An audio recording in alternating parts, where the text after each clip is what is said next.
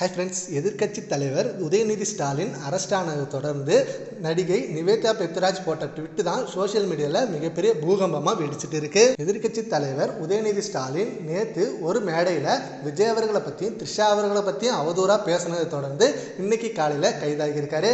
And அவர் கைதுக்கு நிறைய தொண்டர்கள் எதிர்த்து இருந்தாலும் பட் கைதாகிறது உறுதி தான் அப்படின்னு அவரை கைது பண்ணி கூப்பிட்டு போயிட்டாங்க.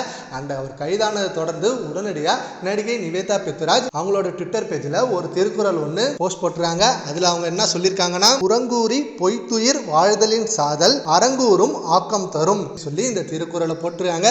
அண்ட் இந்த திருக்குறளுக்கு பொருள், பிறரை பற்றி புறங்கூறி பொய் சொல்லி வாழ்வதை விட மரணம் அடைவதே மேல், அப்படி வாழ்வதை விட நற்பெயர் பெற்று அறத்துடன் வாழ்ந்து அடையும் வாழ்க்கையே சிறந்தது அப்படின்னு சொல்லியிருக்காங்க. அண்ட் இதுக்கு விளக்கமும் அதுல கொடுத்திருக்காங்க. பிறர் இல்லாத இடத்தில் அவர்களை பற்றி தீமையாக பேசுதல் மனிதனின் குணநலனை கெடுக்கும், உண்மையுடனும் அறத்துடனும் வாழ்வதே உயர்ந்த நன்மைகளை புகழையும் தரும் அப்படின்னு சொல்லியிருக்காங்க. அண்ட் இதுக்கு நிறைய பேர் எதிர்ப்பு தெரிவிச்சிருக்காங்க. உதயநிதி பேசினது உண்மைதான், ஆனா உதயநிதி பேசாத மாதிரியே நீங்க இந்த திருக்குறள் போட்டிருக்கீங்களே, உதயநிதி பேசின வீடியோவை நீங்க பாத்தீங்களா இல்லையா?